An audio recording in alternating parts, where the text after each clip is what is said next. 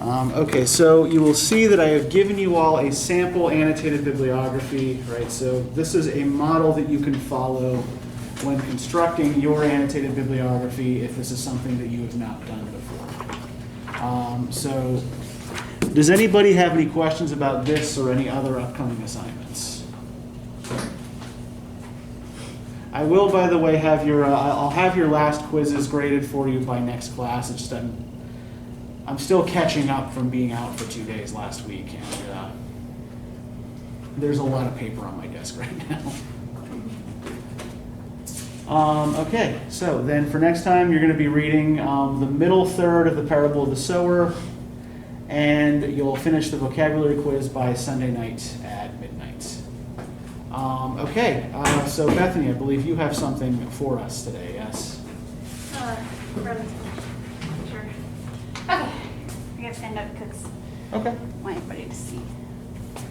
Okay, so I am designing, I came up with the Society for Grace's World. I can't draw, so no judge. Okay, so this is what the men wear. They wear like jackets that just like cover up their pecs, I guess is what you want to call them. And then you can like see the front, you know, those half jackets that guys like to wear.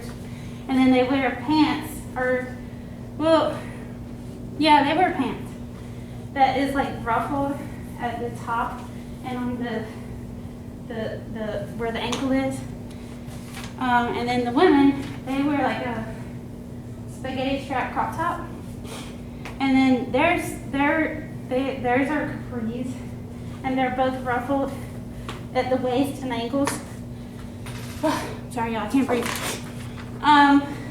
The jackets, they have like these thick jackets that they wear in the winter, or whatever it's called. Let's see if I can describe it. It's just like this jacket that can like zip up, and it's like fuzzy hoodie, and it's like fuzzy all down the front and fuzzy around the sides. If you ever seen Fairy Tale, you know Lox's jacket. That's what I imagine, except for like a hoodie. I don't think it has a hoodie. I came up with an awesome idea. The mermaid doesn't exist. They just don't know if she exists. Like, she can trick the minds of people and make her look like she's somebody else. And she comes out of the water all the time wearing the exact same attire as the women are supposed to wear. But she makes the people think that she's a different person, and then she goes back in the water and she's like a different appearance, and then it's like the people like forget that she was ever even there. And since they can't eat meat, I couldn't remember if you said they had veggies or not, but even if they do, they get veggies from my land. We're like sister islands, because it just made me really happy. Let's see. I'm a blasphemer for saying this, but they don't have a religion. The cities and villages, it just sounded like fun that they would be living in the trees. Like they'd be living in these awesome houses in the trees. Like they do in Lord of the Rings, the land of Galadriel and her husband. Lorien, yep. Yeah, Lorien, thank you. That sounded like fun. They are neutral with all the other lands, except mine, of course, because we're sister islands. We're sister lands. Do like a exchange program type thing. Yeah, that's it. The social and family structures is just like normal. I was gonna do like the jackets would be black for the non-virgins and they would be white for the virgins, but that seemed too complicated, so ta-da. The end. I mean, it's not too complicated to describe, right? Maybe just more complicated to draw, but yeah. So clarify something for me with the mermaid here. Like the mermaid is not actually a mermaid and makes people believe she is? She is a mermaid. She can just come out of the water. Okay, but people don't realize she's a mermaid because she is able to cloak herself in illusion. Yeah, and make her look like somebody else versus what she actually is. Okay. I was a little bit mixed up there about. Yeah, sorry. Okay, yeah, no problem. So like, I was trying so hard. hard not to pressure myself. Oh my God, is she gonna like this or not? For the second half that we do, do we just upload it to the same folder we did for the first half? Yeah. I'm going to need the information from everybody, particularly for this part, for my own purposes for the end of the term. So yeah, just make sure that you do kind of upload your descriptions to that world building folder. I'm just basically grading you on whether you did it or not and whether you did a reasonably good job on it. But yeah, I am going to need those materials. So. Excuse me. Do you still have my board? Okay. All right. Can you bring that to me like whenever you do the people? Yeah, That'll actually be next week.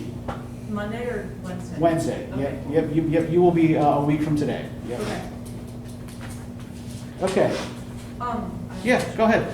For the first part, were we supposed to, I didn't know we were submitting, I don't even know if I did submit my work building. The only But- person who actually did is the only one person actually did, right? Do you want us to like take a picture of it or like? Yeah, that should be. Yeah, Right. if you take a picture of it and then give me like what the write up. Give me the write up. Okay. Can we send Yeah, you a Word doc. picture of what it looks like on the actual board? Yeah. I took a picture of it. Yeah, sure. Now I like it better in color. Yeah. Okay. Hmm. That's no problem. I mean, I would say even don't worry about sending me a picture of it because I've got the map anyway. Just But like yeah, the to description. just give me the written description. That should be sufficient. I was like, she wasn't sure how that would work. But okay, cool. Okay, and one thing that I would like each of you to think about a little bit. Maybe we'll start thinking about this now, right? I'm going to write a couple of possible roles here up on the board, and you think about I want you to write them down and rank them in order of preference, and then pass it forward. Okay? And instead of putting your name on this, put your student ID number so that I can assign things without knowing who I'm assigning them to. Roles for the individual. Essentially, yeah. So think about whether you'd like to be a warrior type,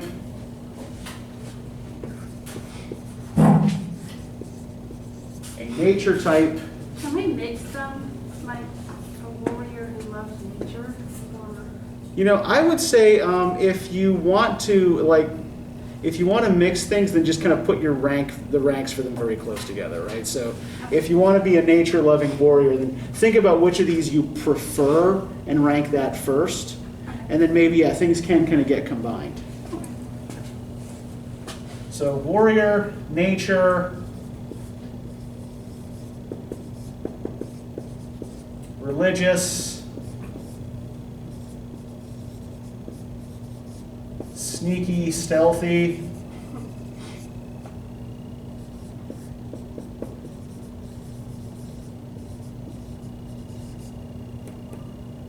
intellectual, or performer.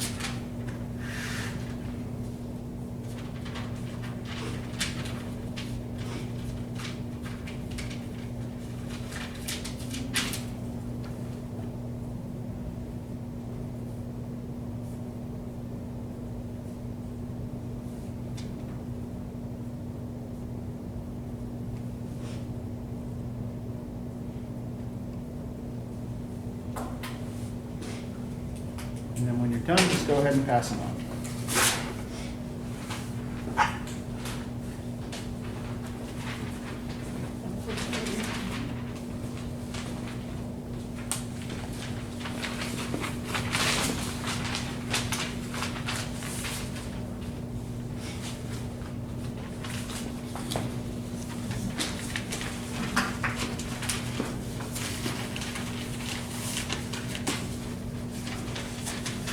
Oh, did you want to bring on the outside folder though?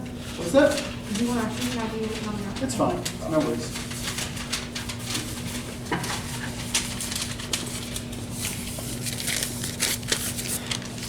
Okay, so that's that. So when we come back on Monday, I'll have kind of like basic roles assigned to people, and then we can start talking through, the basics of creating a character.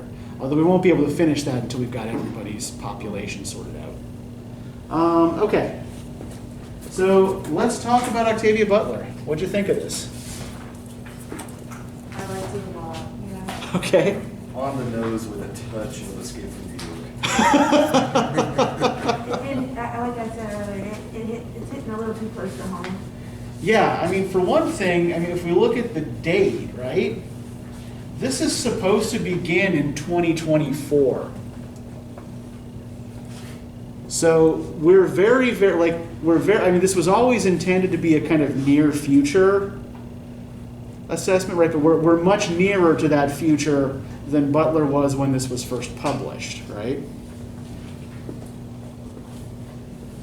And yeah, it is looking a little bit like some of our present, right? So let's think about like some of the issues that are being covered. Like, what are some of the basic problems with the society that Butler depicts here?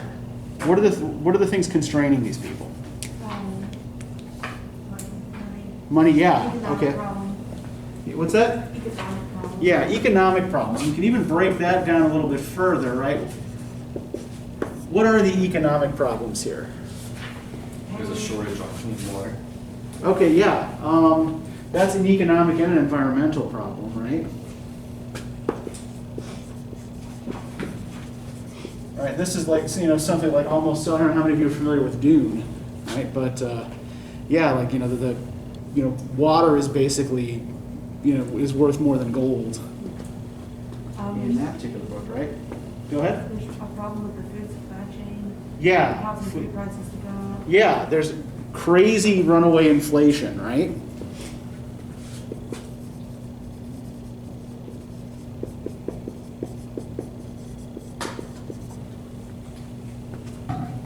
To a lesser extent than water, but gasoline's also pretty gouged too. Mm-hmm. And how have people have managed to get around that, though, right? Bikes. Yeah, most people are getting they've just basically stopped driving or using gas-powered anything, right? They're just kind of, they're more likely to bike or to walk when they actually leave their neighborhoods, right? So yeah, so there's gas shortage. So gas has become almost irrelevant, right? Except as something that people use to burn things. And what about jobs? They're almost non-existent unless you just want to work for a wealthy family. Yeah, jobs are scarce and many are very poorly paid, right?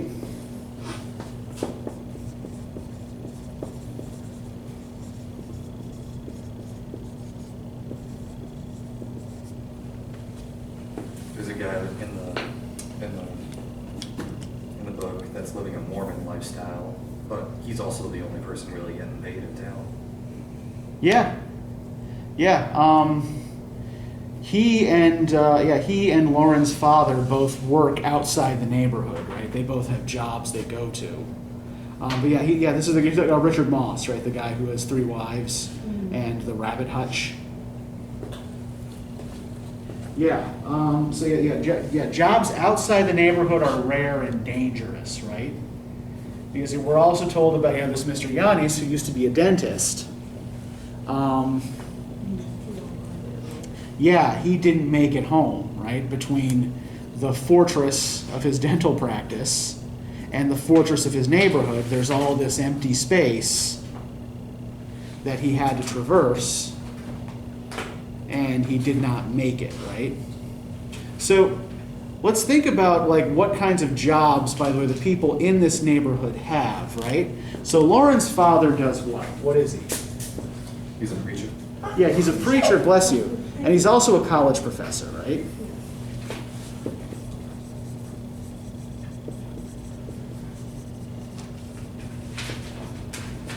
Right, Mr. Yanis was a dentist. And Richard Moss, the guy with the 3 wives and the rabbits, is an engineer. So what does this tell us about kind of like the level of education in the older, like in the adult generation in this neighborhood, and what their class status would have been in, say, in our terms? They'd be about middle upper, right? So Yeah, these are upper middle class professions, right? Educated upper middle class professions.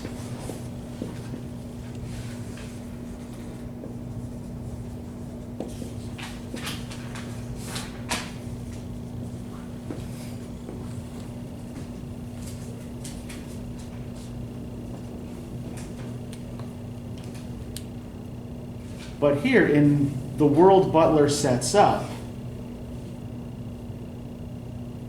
they're not as bad off as everyone, right? But they're still getting most of their food by foraging and by growing it on their own property. And they're terrified, right, of anyone coming over their neighborhood wall to rob their homes, steal from their gardens, to take what they have, right? What's that? There's a line, a part in the story where Lauren's talking to her father about, oh, we need to get emergency packs ready, grab and go bag. He says, no, we're fine. Us adults have been looking, over the abyss. You're just now seeing the abyss. And she's like, well, maybe we should be looking for footholds and handholds before it's too late.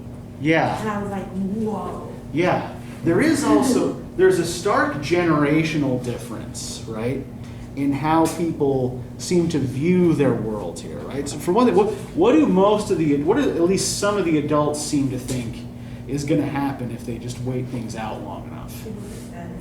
Yeah, that things are going to go back to the way they were, right? In particular, Lauren's stepmother seems to believe that, eventually this too shall pass, right? And things will go back to the way they were, say in the 90s, right? I think Lauren also says that the older generation, that if they don't acknowledge the problem doesn't exist. And I think there is an issue here too of privilege within the neighborhood, right? Because when we see where people get their stuff, and particularly their houses from, right? How do people get houses? Yeah. We see the word inherited pop up a lot here, right? So when people here have stuff, typically it's because the previous generation had something, or a relative had something that passed it on to them, right? So for example, when Mrs. Sims, who is unusual in that she lives alone, right? Most people live in pretty crowded conditions. When she dies, her cousins inherit the house, right? And everybody just seems to be living in these extended family units within these family properties, right? So even like the whole notion of children leaving the nest, right, leaving the family home and going off and establishing their own life somewhere else seems to be more or less vanished here, right? Now, what else, in addition to the economic problems that we see presented here in the novel, what other problems plague this particular society? Ecological ones. Okay, huge ecological problems too, right?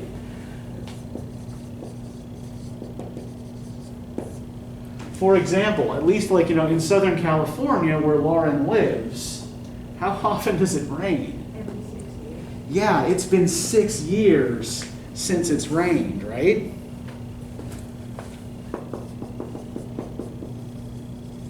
And that's also like a very typical Californian thing. Because I have an aunt who lives out in California. Uh-huh. And I'll tell her when we get rain here, like, oh my gosh, it's flooding. And she's like, it must Yeah. be nice. And then she'll like text me on days, the rare occasions it does rain out there. Yeah. Like, we got this much rain. I'm like, oh, that's cute. Well, and this actually points to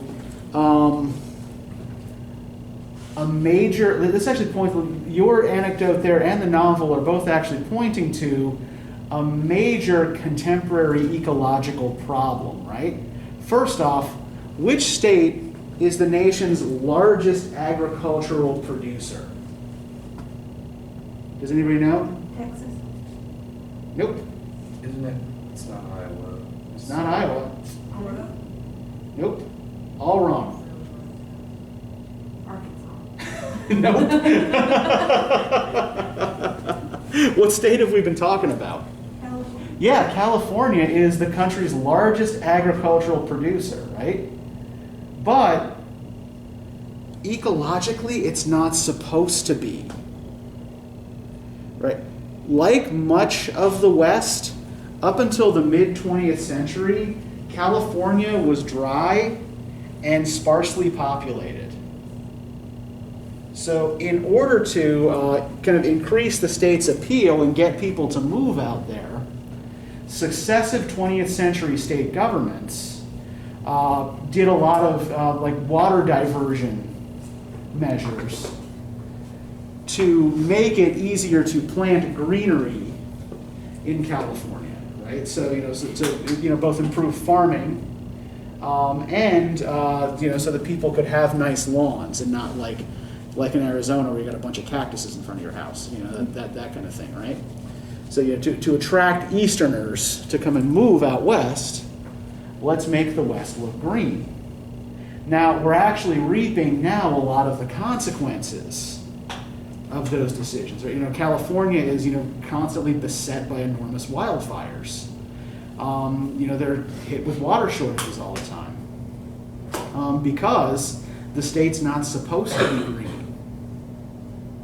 And I think that this novel is actually kind of hitting on that idea here as well, right? The kind of terraforming that we did to the California environment is coming back to bite us. Now, what other ecological problems? Constant hurricanes. Okay, yeah. Violent weather patterns, yeah. Right, there's no rain in this part of the country, right? But there are hurricanes and flooding in the southeast, right? There are horrible blizzards in the northeast. So weather has become more extreme.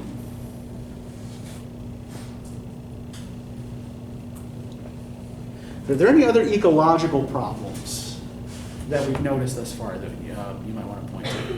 There were she did mention that parts of California still where the wildfires were worse. Yeah, And that wildfires they have were harder to increased. fight because of the water shortage. Uh-huh. Yeah, and even there's a passage here where if you can find it before I do, then let me know. But one of the houses in the neighborhood catches fire. There's a garage actually that catches fire.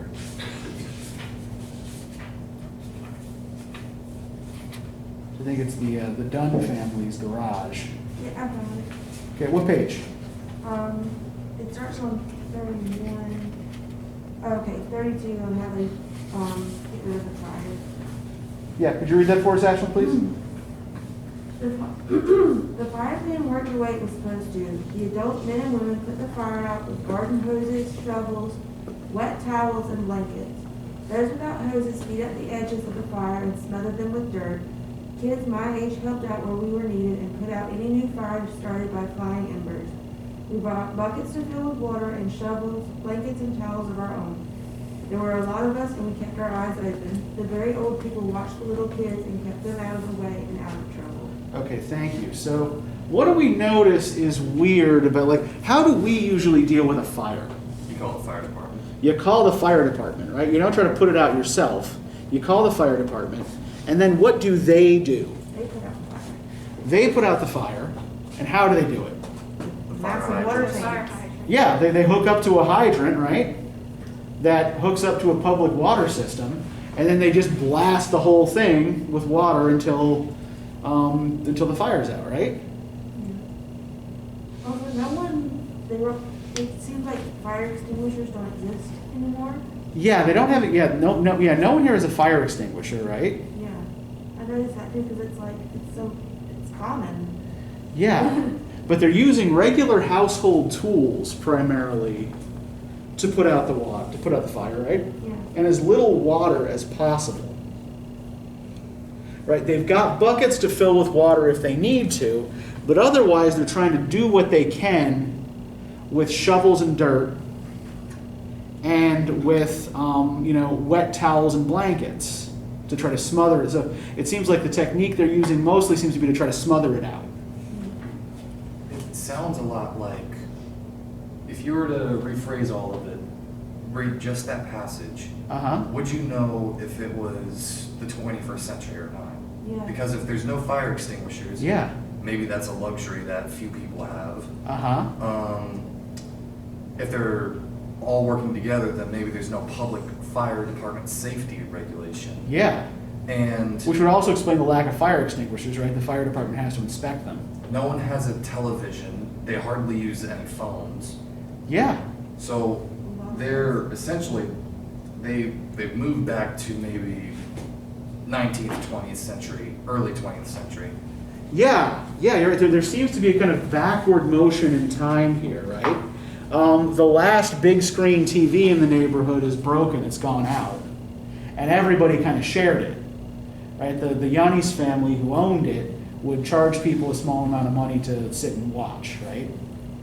Otherwise, people get their news from radios. So yeah, it seems almost like, I would say, like, it looks to me almost like a kind of pre-World War II level of technological development, right? Cars aren't ubiquitous. In fact, they seem to be largely absent except for the very wealthy. There's no TV or very little TV. All except for their firearms. Yeah. They do have modern age kids. Yeah, and they have modern firearms, and they also apparently fairly advanced security. Yeah, the laser wire. The laser wire, that cuts the feet off of birds, right? But is not actually enough to stop a determined thief. So even like these measures that they take to try to protect the neighborhood, right, are more likely to shut out natural creatures than they are to actually protect them from a break-in. And let's kind of move on from the ecological here to basically all animals are feral now, right? So we can, And she says they hardly ever call the fire department, and they really don't ever call the police. Yeah. Because of the fees. So we can sort of file this under social changes, right? Or societal changes. Yeah. There don't seem to be any there are no meaningful public services, right? Now, why do people not call the police or the fire department? Because the fees are too high. Yeah, the fees are too high, right? Now, what's weird about that? What does that suggest has happened somewhere along the way? Protect and serve at charge. What's that? Protect and serve at a cost. Yeah. The funds that usually pay for those services are no longer existent. Yeah, they've been privatized, right?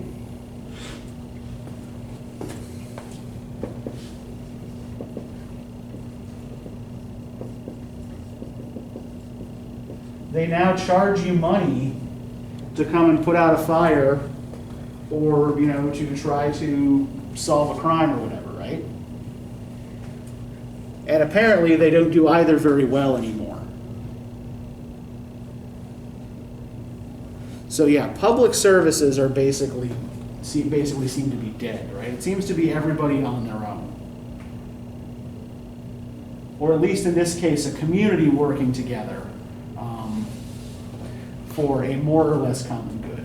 What other social changes? Drug abuse. What's that? Yeah, rampant drug abuse, right?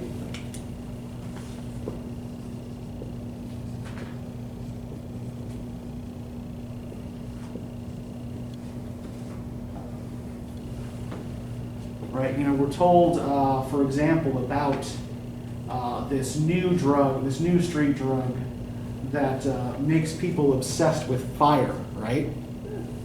And that makes the feeling of watching a fire burn apparently more enjoyable than sex, right?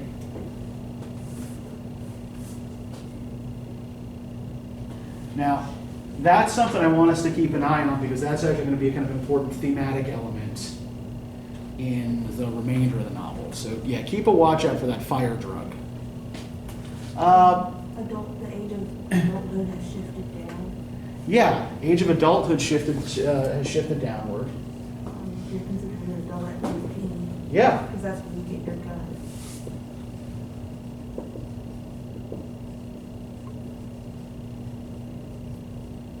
And I think that speaks to another social change here, right? Everybody who can afford to be is armed, right?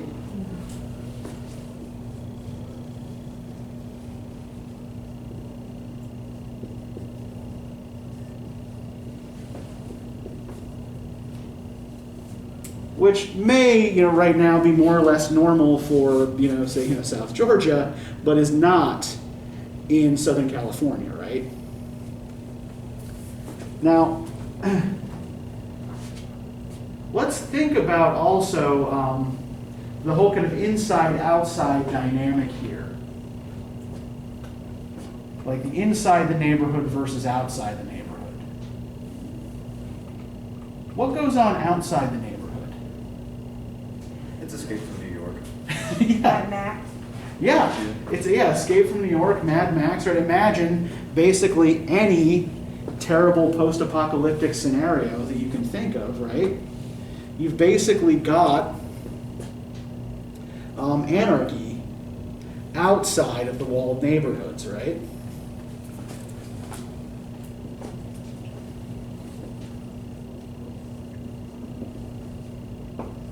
And like inside, it's kind of a tense piece. Yeah. Nobody's really secure, right?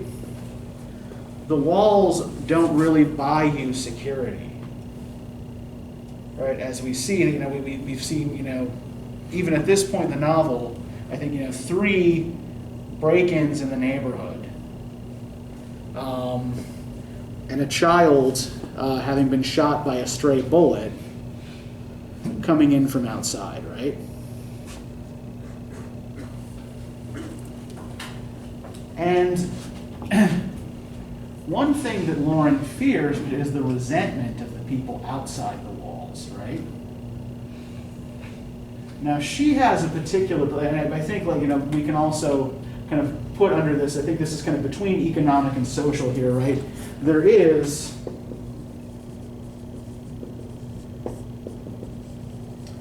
massive inequality, right? Even though things are tough within Lauren's neighborhood, right? Relative to what's going on outside the neighborhood, they're doing quite well, right? People have enough to eat. People have houses to live in, even if they're overcrowded. And, you know, people are more or less protected from what's going on out in the streets, right?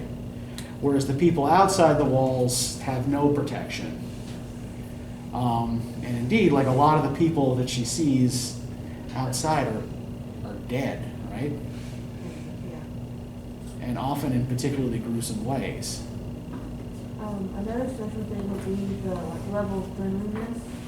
Okay. The cleaner you are, the more you're Yes. ostracized. Yes. It mentions that her stepmother tries to keep them clean, but as soon as the brothers walk out the door, they take some dirt and they pat it on them.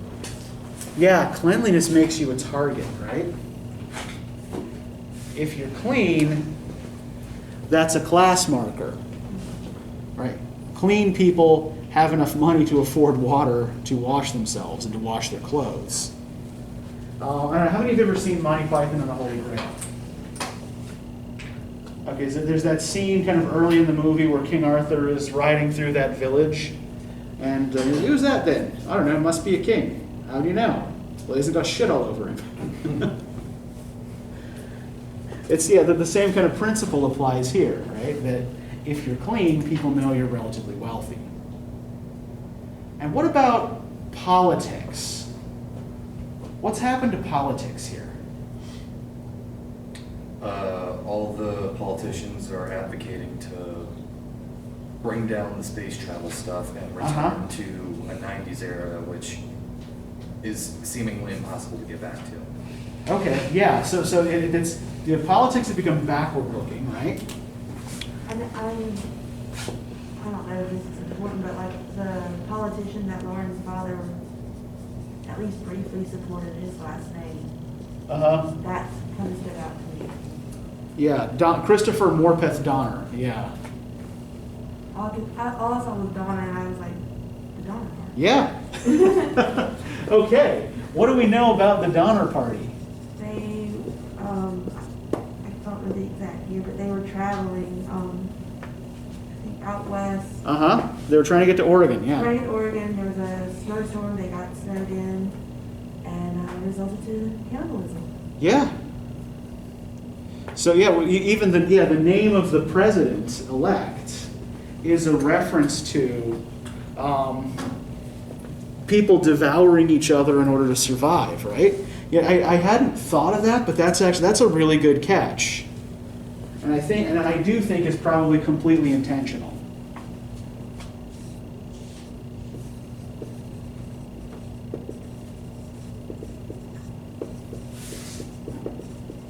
Yeah, this kind of resonance of survival cannibalism attached to that name, right?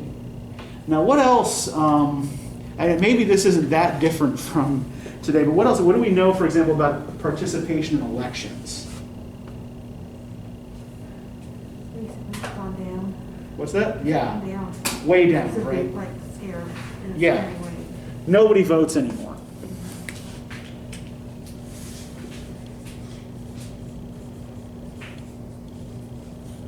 Right, so when Donner is elected,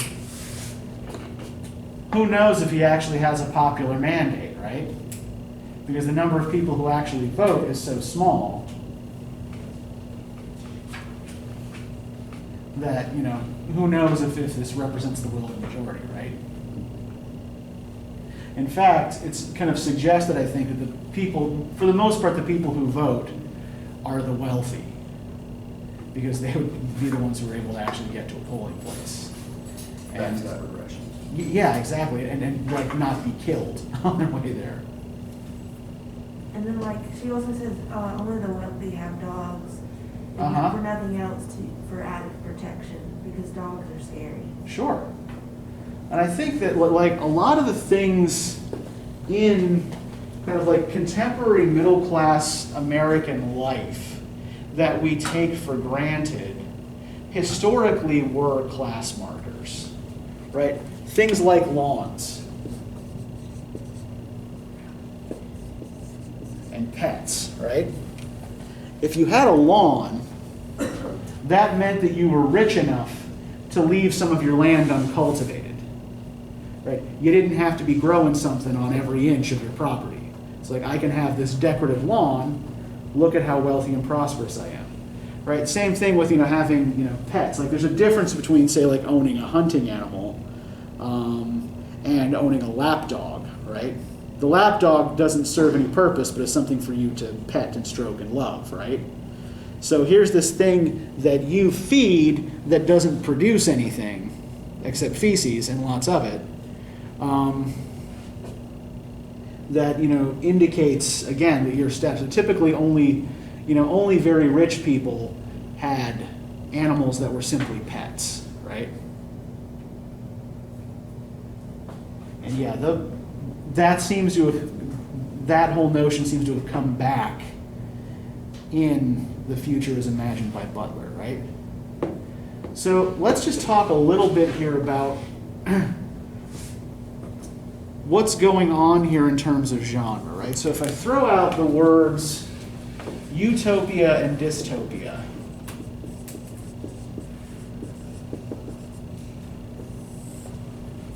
does everybody more or less know what I'm talking about? Okay, what's a utopia? Perfect world. Yeah, kind of like perfect ideal world, right?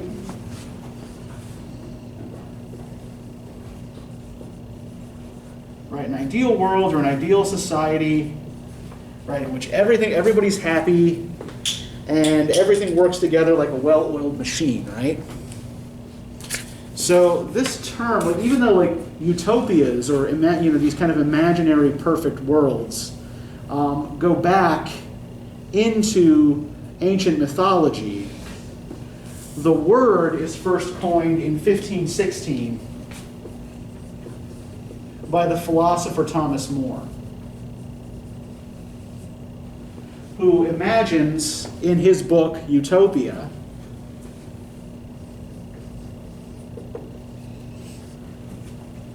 a perfectly happy society in what he would have called the New World,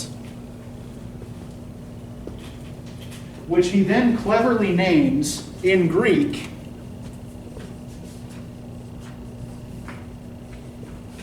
no place. So the very word utopia has encoded within it the imaginary nature of the ideal world, right?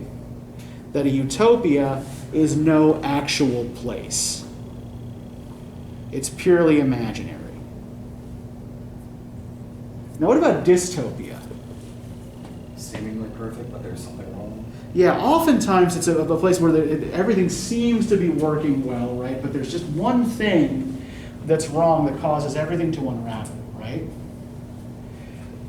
We also tend to use the word dystopia even more generally simply to describe imaginary societies that have gone completely off the rails.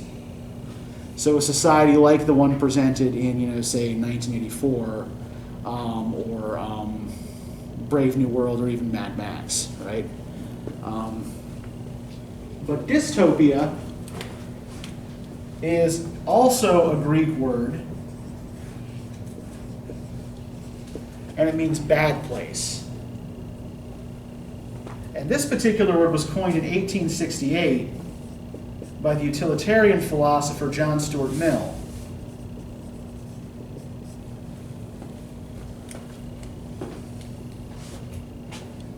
In a speech to Parliament about how he felt society ought to be ordered, right? That we ought to, prevent British society from becoming a dystopia, of dark mills and machines and child laborers and things like that. And instead aim for something more like a utopia. Now,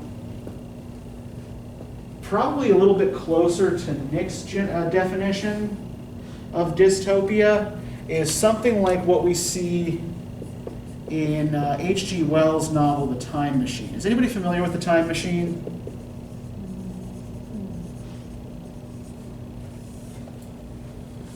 That iteration of the Time Machine, that's like the golden thing with like a love seat in the middle. Or am I just thinking of a movie that has nothing to do with it? You are thinking of a movie, right? And it's like the guy sits in it and he pulls a lever and spins and he goes into the far future, right? Yeah. Okay, that's what that was Big called. Bang Theory. Okay. What's that? There's an episode of Big Bang Theory where they have a similar. Okay. In fact, I think I know what you're. I think they had actually purchased Yeah. the prop from the old movie. There's a Yeah. movie called The Time Machine with Brad Pearson. Yeah, it's based on the H.G. Wells story. I think that's a more contemporary retelling there, yeah. But so in Wells's novel, like the descendants of humanity that the hero first encounters are called the Eloi. And the Eloi are these kind of like beautiful, childlike, almost elfin creatures, right? Who seem to have not developed intellectually beyond like a middle school level at best. And they live these lives of just kind of constant pleasure, right? Food appears for them, they don't really know where it comes from, and they don't really ask, right? They have everything they need, and they just live lives of constant pleasure. Right? On the surface, looks great. Nobody has to work.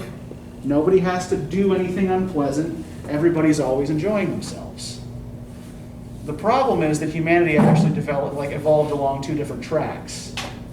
And the other track lives underground. They're called Morlocks. And the Eloi are the descendants of the upper classes. The Morlocks are the descendants of the working classes. So the Morlocks know how old humanity's machines work. And so they're the ones who actually make the food that the Eloi eat. But they use it to trap and eat the Eloi. So this is the dis under the Eloi's Utopia, right? That they're basically just cattle being fattened up by the descendants of people who used to work for their ancestors in order to be eaten. If they meet the rich, the heart. Yeah. I feel like I've seen this in other things. I mean, this idea of the working class essentially fattening up the upper class to eat them, essentially. yeah, and I think that's probably this is I can't remember the exact date on the time machine, but it's like very early 20th century. So this actually becomes a really popular trope in science fiction, and particularly in like parodies of science fiction, right? So like, I'm pretty sure that there are like, say, Simpsons episodes that are devoted to exactly this kind of idea. And probably at least one episode of Star Trek. I was talking about like in more recent like novels, like Okay. young adult novels. I feel like I've seen this. Mm-hmm. I might not have known, well, I didn't know where the idea originally came from, but Uh-huh. there is that idea though. Yeah. So, yeah.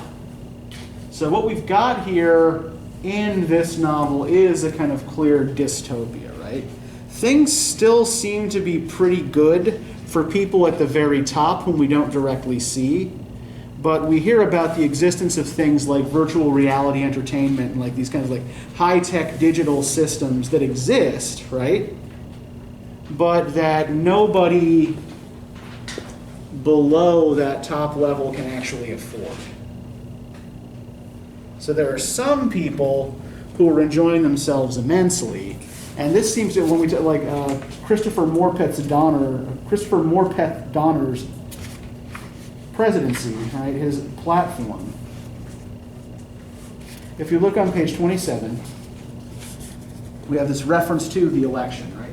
Can I get somebody to start reading from Wednesday, November 6, 2024? President William Turner Smith lost yesterday's election. Christopher Charles Morpeth Donner is our new president-elect. So what are we in for? Donner has already said that as soon as possible after his inauguration next year, he'll begin to dismantle the wasteful, pointless, unnecessary Moon and Mars programs. Near space programs dealing with communications and experimentation will be privatized, sold off. Also, Donner has a plan for putting people back to work. He hopes to get laws changed, suspend overly restrictive minimum wage, environmental and worker protection laws for those employers willing to take on homeless employees and provide them with training and adequate room and board. What's adequate, I wonder? A house or apartment, a room, a bed shared in a room, a barracks bed, space on the floor, space on the ground? And what about people with big families? Won't they be seen as bad investments? Won't it make much more sense for companies to hire single people, childless couples, or at most, people with only 1 or 2 kids? I wonder. And what about the suspended laws? Will it be legal to poison, mutilate, or infect people as long as you provide them with food, water, and space to die? Dad decided not to vote for Donner after all. He didn't vote for anyone. He said politicians turn his stomach. Okay, so let's look here at what Donner is promising to do and the questions that Lauren has about this, right? So what is the platform that this guy got elected on? What are his promises here? Dismantle the space program? Yeah, first, dismantle the space program, right? Either use them as waste. Yeah, so essentially like end wasteful public spending on science, right?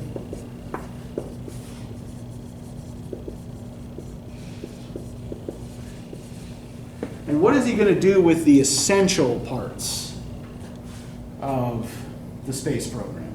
Sell them Yeah. And wasteful public spending on science and privatize the things you can't cancel, right?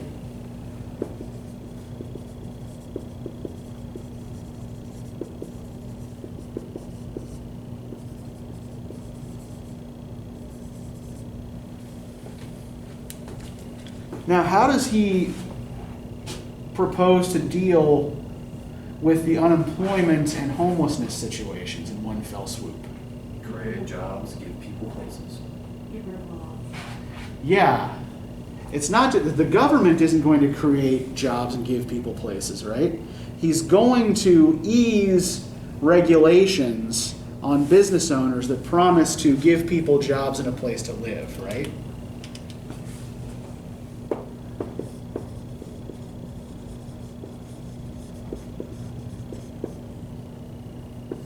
I mean, he probably would. I mean, that's just the basic, but he's probably gonna also give those business owners incentives to do like, oh, if you do hire 100 homeless workers and provide them with room and board, we'll give you this much of a tax break.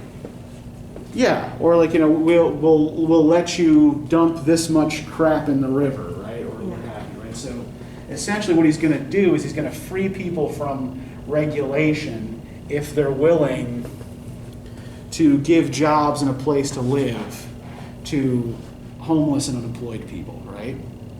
Now, on the surface, this doesn't necessarily sound so bad or so sinister, right?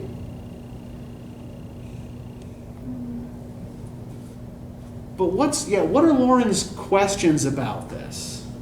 That with these regulations out of place, will it now be legal for food and water to be, and people to be mutilated, infected, poisoned? Yeah, she's kind of thinking back to the way things were in the early Industrial Revolution, right? When there basically were no regulations. What's that? People ate a lot of adulterated. Yeah, people ate a lot of adulterated food, and pardon? The radium poisoning. Yeah, or even like people who worked in factories in the 19th century, right? Like a lot of people who worked, say, for example, in match factories, got phosphorus poisoning, and they ended up with a condition called phossy jaw, right, where their jaws were essentially paralyzed. And if that was the only thing that happened to them working in either the match factory or the white lead factory, then they were lucky, right? If they just got a little bit paralyzed. Not to mention the things that were getting spouted into the air and dumped into the river, right? So essentially I think we can actually compare this to that hideous strength, right? And Bellbury's attitude towards red tape. Right, remember the red tape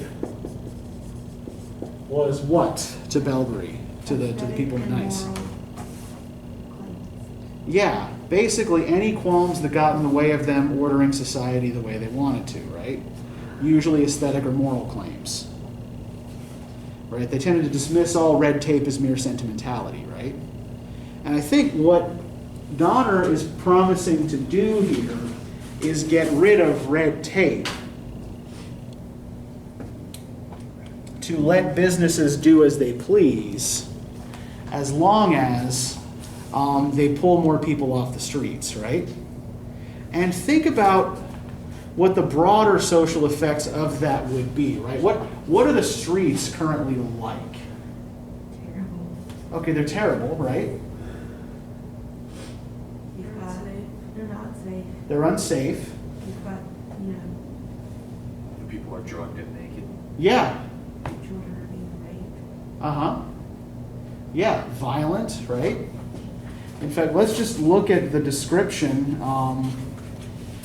of the route that they take when they're taking Lauren to the church to be baptized, right?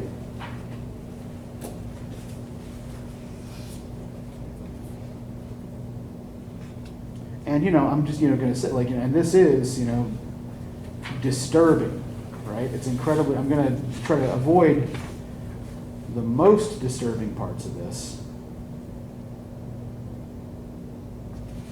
But if we look on page 9, the bottom of the page, right? A lot of our ride was along one neighborhood wall after another. Some a block long, some 2 blocks, some 5. Up toward the hills, there were walled estates. One big house and a lot of shacky little dependencies where the servants lived. We didn't pass anything like that today. In fact, we passed a couple of neighborhoods so poor that their walls were made up of unmortared rocks, chunks of concrete, and trash. Then there were the pitiful, unwalled residential areas.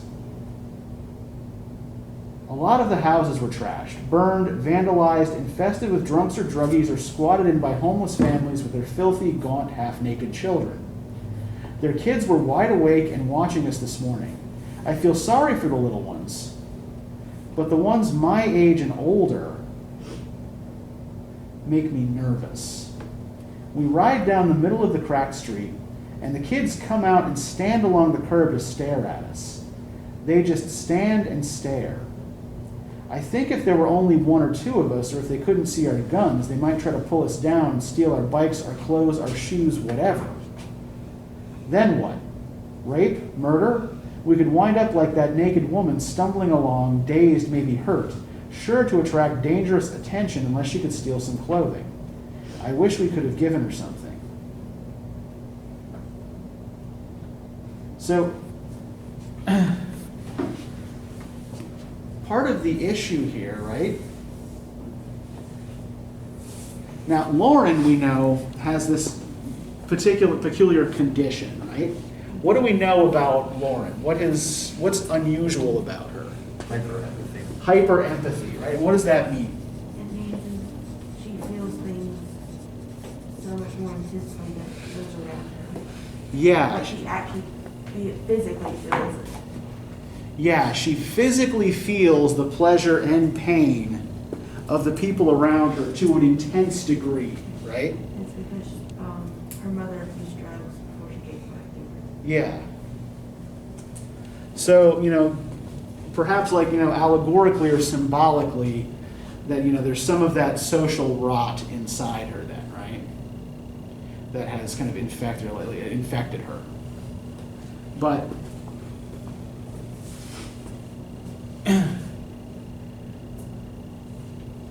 maybe because they're a group, maybe because they're well armed, whatever, right? None of the people in these neighborhoods actually try to harm them, right? So why do you think someone like Christopher Morpeth Donner wants to get rid of these neighborhoods and wants to put everybody on these big estates? I mean, Looks better. Yeah, it looks better, right? Competition with other nations. Mm-hmm. Competition with other nations, maybe, sure, right? But yeah, I think that for the wealthy, and even to some extent for the upper middle class, like Lauren and her family, this is at least partly an aesthetic problem, right? This looks bad, this looks ugly, and it makes them nervous. So, giving these people homes and jobs under any conditions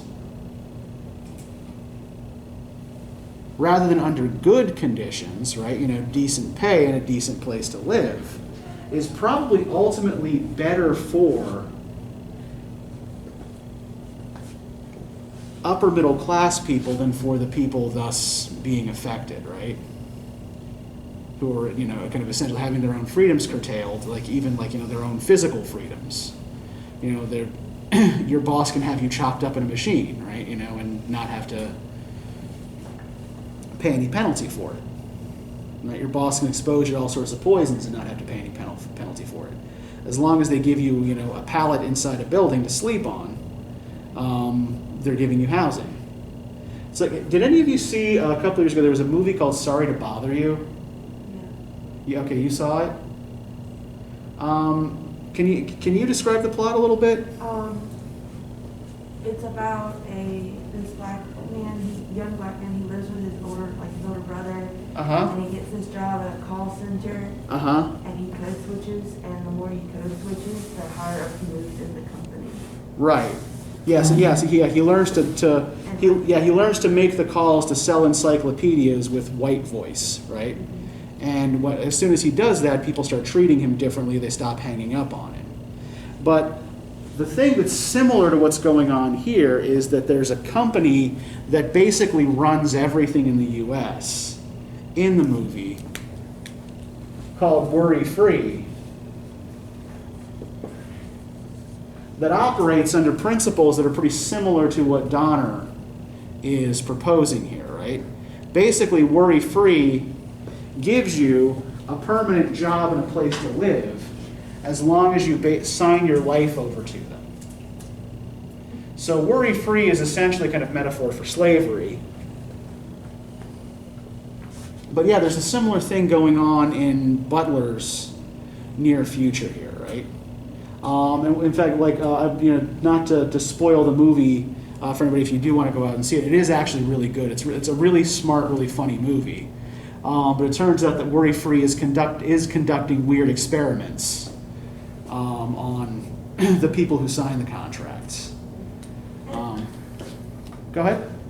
Like discussing this novel and that movie, it also, like in my opinion, I think it's how a lot of people feel right now with jobs. Like, yeah, everyone's hiring, but they want ridiculous amounts of experience. Sure. So a lot of people might feel like they're trapped in the current job they have. They also want you to get the vaccine. What's that? They also want you to get the vaccine. Mm-hmm. Yeah, my mother works in a nursing home in Pennsylvania. And they have been short-staffed even kind of before the pandemic, right? You know, they've all had a hard time finding workers. And, you know, she complains not unreasonably about this a lot because it means more work that she has to do. What's that? It means less care for patients. Yeah. But, you know, the problem with the job is it's high stress, low pay, and, you know, it's known locally as a lousy place to work. So, you know, like, at least at the rates they're willing to pay people, nobody's willing to take the job. And you know, qualifications. What's that? It's also got higher end qualifications because you probably need some sort of nursing degree to do it. Depends on what the job is. Like my mother works in. My mother has finished most of an associate's degree, and she works in the kitchen. So yeah, she works in food service. So yeah, there are some positions that require a nursing degree, at the very least an LPN certificate, but not all of them, right? Yeah. But yeah, the point being is like that the employer doesn't offer employees very attractive terms, and so people who might have other options stay away. And that's like one of the interesting things that's actually happening kind of in much of the country right now. I guess they're calling this the Big Quit or the Great Resignation. Is that a lot of people are deciding that they're not willing to work crazy long hours for shit pay at a job where they get abused. Now, whether this will actually lead to any kind of long-term improvement in anyone's working conditions is an open question, right? I think the most recent one's Kellogg. Uh-huh. A lot of the like food workers. Yeah. Kellogg, Tyson, Mm-hmm. Nestle, a lot of them have gone on strike. Yeah, and some of the, I know that I think Nestle's employees are unionized, but not all of those are.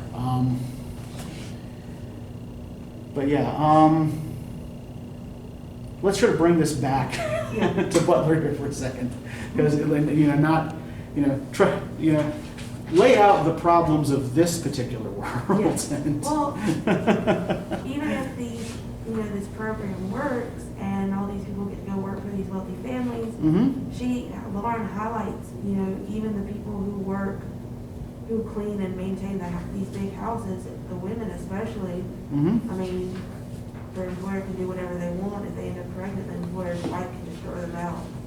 Yeah, and I mean, if we think also about like the way she describes these walled estates with a bunch of rickety little shacks around them, what does it look like? Plantation. Yeah, and I think that's also quite intentional, right?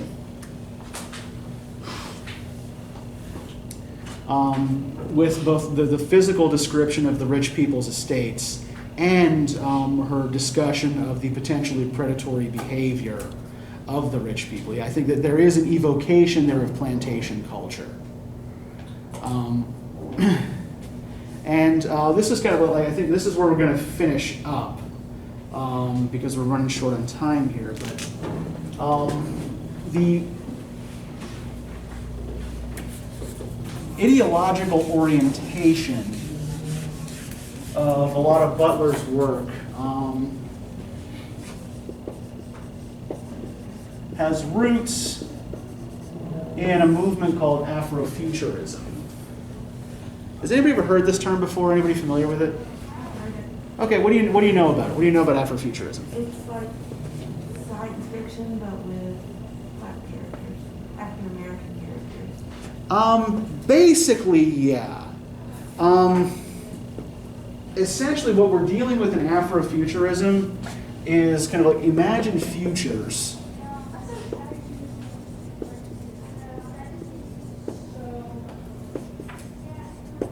that intertwine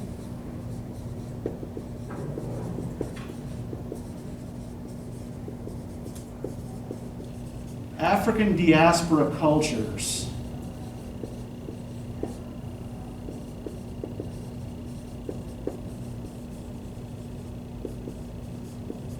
with science and technology. And it's something that we find not just in literature. We also see it like actually almost maybe most prominently in film. If we think, for example, to recent films like Black Panther,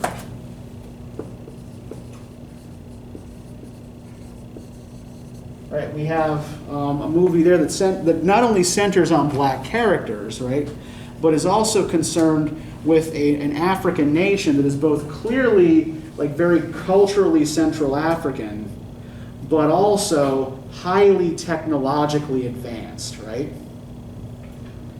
In music, the jazz musician Sun Ra was phenomenally weird dude, right? He would wear like pharaonic headdresses on stage and things like that. He played the organ, but yeah, his pieces were concerned with like these kind of like imagined futures of black people spreading out into space, right? Like so, an African diaspora that was kind of like voluntary out into the solar system rather than, forced aboard slave ships and things like that. Even like I don't know how many of you are familiar. Oh, be quiet. With George Clinton's P-Funk and the so-called P-Funk mythology. Most of the members of the group in concert would dress up in these kind of like alien costumes and at the beginning of the show, the mothership lands and they all come out of it. They refer to themselves as specially designed Afronauts, right? And the lyrics all kind of obliquely refer or directly refer to this kind of like science fiction mythology about characters like Dr. Funkenstein. And like it's fun and it's humorous as opposed to like much Afrofuturism being quite serious. But it's in the same vein, right? All right, so does anybody have any questions about anything? All right, so we're going to stop here for today. I'm going to give you the reading questions for next time. And then you are free to go.